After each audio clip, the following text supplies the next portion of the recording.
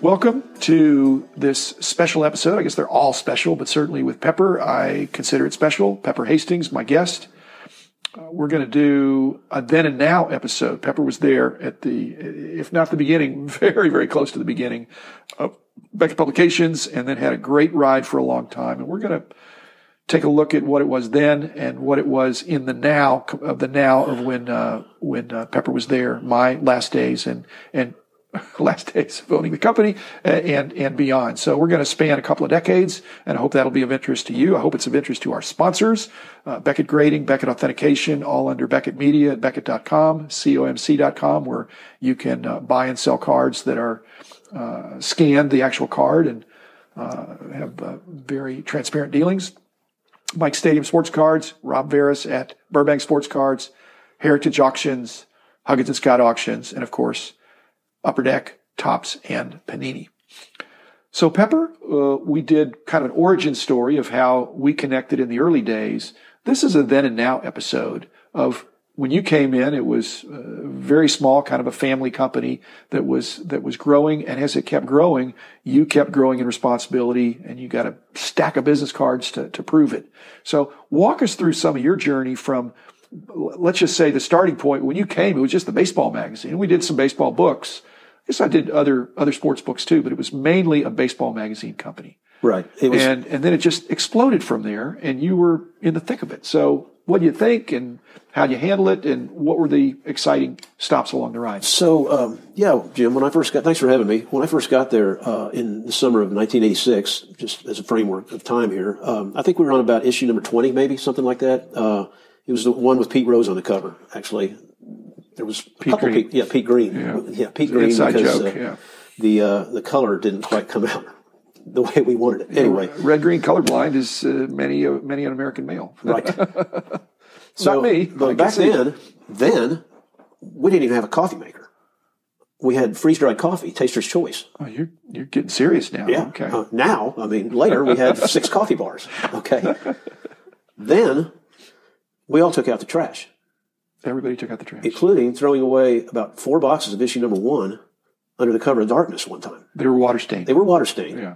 But we didn't want anybody to know that they were in there for fear there was dumpster divers. They're interesting. That was then. Interesting. Now, we had a custodial service that cost us who knows how much a month. They may have dumpster dived too. Maybe, I don't know. Possibly. One of the things, when you mentioned the taking out the trash, we hired somebody. I won't mention the name, but we hired the person, and we told them, we take turns, taking out the trash and all that. So, and I said, "Do you have a problem?" They said, "No, I can do that." And I realized and that person never took out the trash.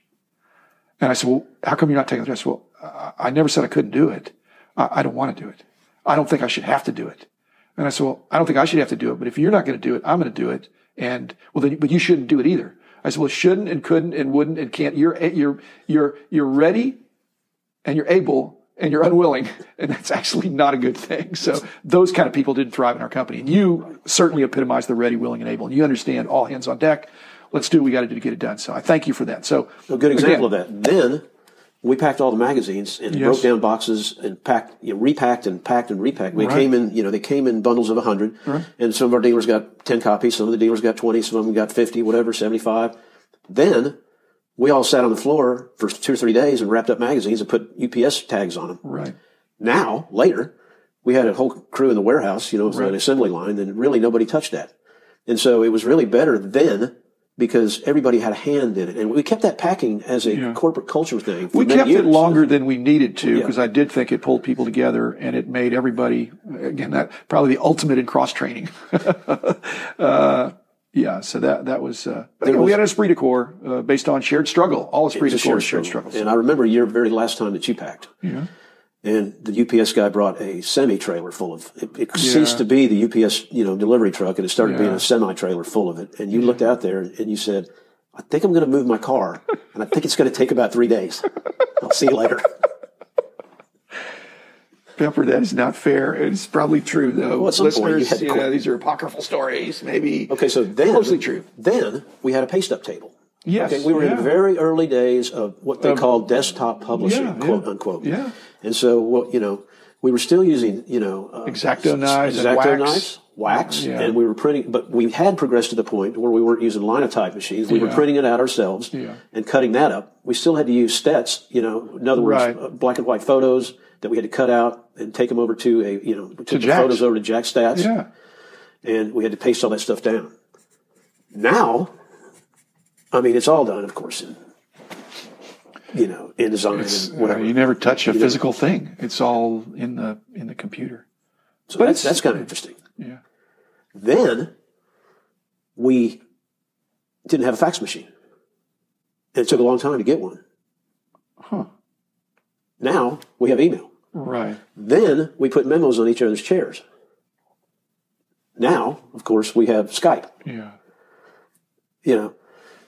There's just a lot of things. But this episode is about that, but it's also about you. And even in the growth of those digital and virtual technologies, you've always been a people guy. So I think, were you on the phone? I mean, I know you did some traveling for us. You'd get around. So you brought a relational aspect to all those things. Right. Even in the face of increasing technology. I spent a lot of time on the phone with writers. And, I didn't think it was good just to write letters back and forth. It was easier to pick up the phone. You kind of get a feel for somebody's heart, when you talk to them. And I still think that's true today. Yeah. There's a lot of things that are done through email today that I feel would be better, especially like delivering bad news to a customer. Pick up the phone, really, and call the person. Nobody wants to get bad news through an email, right? Yeah. But, taking the time to just, talk to people. Same thing when we travel. It's really, this whole thing at Beckett was really about, we were always very serious about paying our vendors on time. Yeah. Because those are the guys that kept us running. Well, they went to bat for us if we ever needed a favor. Right. They knew we were true to our word, so they were going to come through for us. Any highlights? I mean, again, I don't want to go through every one of your business cards, but you did so many different jobs. In spite of being not really a hardcore card collector, you really had a lot of perspective on the industry from working so many angles. Yeah, the thing about magazines newspapers, it's who, what, when, where, and how. And with magazines, they bring the why. Yeah. And so that was what I enjoyed most, was taking, taking stories that may not have had any collecting angle in it and infusing collecting angle. So, to reiterate, our editorial philosophy was, keep a positive tone, superstar orientation, no investment advice. And that was that was it all the way up. So by positive tone, meaning we want to look at the solutions and not necessarily, we may bring up a problem, but we want to offer solutions. Right. And by superstar orientation, a terrible story about Mark McGuire in 1986 was better than a great story about some common player. Yeah. And then no investment advice was pretty obvious. I mean, we want people to make, we'll clarify things for people, but let people make up their own mind. Perfect example of all three of those things was the Rick Face card. Oh, brother, yeah. That's Billy Ripken, 90 Fleer or whatever that is. Yeah. 89, 90 Fleer. Everybody else in our space was, either making fun of it or, it was at $100 a card for a while. Yeah. Speculation was on it. And they were using asterisks and stuff to block out whatever it actually said, which was two words that start with F, one of them being face. Yeah. But, we turned it around. You did, actually, and wrote an editorial in the owner's box about, called it the Rick Face card, positive tone. It didn't have anything bad about it. And you cautioned people about speculation on it. You weren't telling them what to do, but you were cautioning them about, and I thought that was a positive tone. Was that a ghostwritten? No. Did you? We might have worked a little bit together on that. Well, I mean, I think I did the Rick Face part. But I don't remember being as eloquent as you probably would have been. But again, it's just that rocked the boat a little bit. A lot of publicity for not. I mean, this is generally a very wholesome hobby, and over the course of many decades, it's maintained that there ought to be a place for kids, and that's it's a free world, and the world has gotten a lot more adult, I guess. I mean, with the age you become an adult is moving farther and farther down, but that was unfortunate. And we're trying to make the best of a situation that wasn't good. So you had editorial responsibilities, and when there were opportunities to work in another area, you didn't say, "Hey, that's not me." Right. You said, "I'm ready." Right. I did. Put me in, coach. Put me in. We helped out with customer service, which I'm still doing today at this point. We helped out with technical services, which was our pricing area. Right. I mean, I did some grading. Had some great teams there on the show circuit. I think that's something we're going to come back to, Pepper, the grading, because I think people can see that there's a grading function that's about grading the cards, but there's so much more in the strategic positioning, the marketing, and the supply and demand of all that. And so I'd like to table that and come back to it, because you and I could do an episode just about some of the grading things that the company did that you were in the thick of. I'll tell you some other stuff that was really fun was getting letters from readers. Like 1 million a year. And the letters took on all forms. I mean, it got to where people were sending us pictures of them getting autographs with players. Right. It got to where we had fun cards, which were cards that they had marked up, like a Brian, or what was Deere? Rob Deere. Rob Deere. And, of course, these kids had a lot of time on their hands. Yeah, and just some of that, a lot of that stuff turned into columns in our magazine. And we went ahead and used it as editorial content. It was reader generated, and I guess you could say it was early social media. Because, it probably was, in that sense. As was the list of payphone numbers in stadiums that I published in the back page column. Right. I went to a great deal of research, and every payphone that you called in every stadium had a clear view of the scoreboard. So you could call these payphones anytime during a game and say, what's the score? Yeah.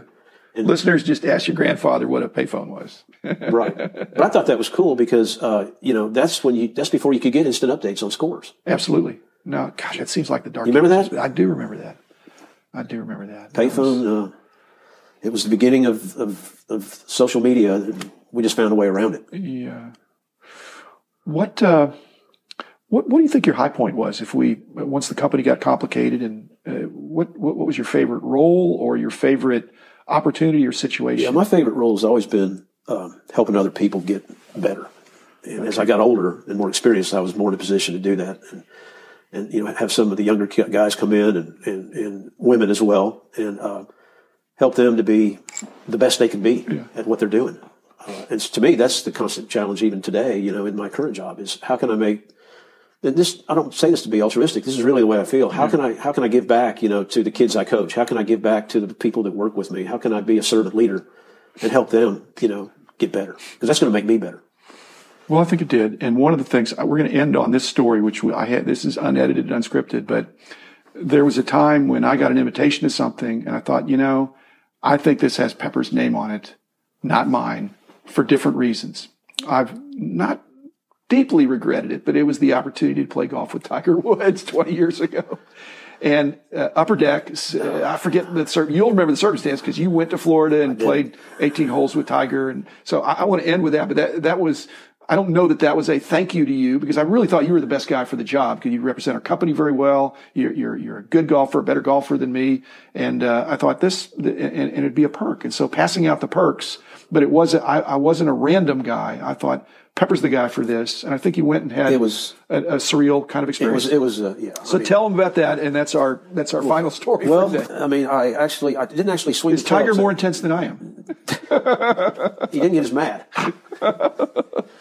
You and I actually played Sawgrass together one time, too. Exactly, which was a highlight as well. There. Yeah. And there's been other highlights of going to All-Star games and things like that. But yes. But that's got to be getting to go around the course with Tiger Woods. He was in the middle of the Tiger Slam at that. It was right after the Tiger Slam. Is this 99 or 2000? Yeah, it was 2001 because it was 9/11 came right after that. And they moved the Ryder Cup. Right. But Tiger, I actually contributed to that round because Tiger came out and to the course, and the Upper Deck people were there, and there was 4 golfers. And it's like, he goes, well, what are we going to do? And I said, well, how about you play from the back tees on a scramble against these guys? Because nobody there knew anything about golf. The Upper Deck people were not as versed in, the way you might play a game. Yeah. He goes, okay, well, that sounds good. So he played from the backs, the championship tees at his home course in, Alvarado. And had his own clubs. He had a stereo in his cart, which he would turn up right when the guy's backswing, when one of his opponent's backswing. So he was talking smack out there. Yeah. But actually, Jim, he was the perfect golfing partner because he never gave advice unless somebody swing, unless somebody asked for it. He sanded his own divots. He tended the pin just like a regular guy. And at the end of the day, he said, hey, man, I just wanted to go out and have these guys be able to tip back a few beers and have a good time. Yeah. It was a fantastic afternoon.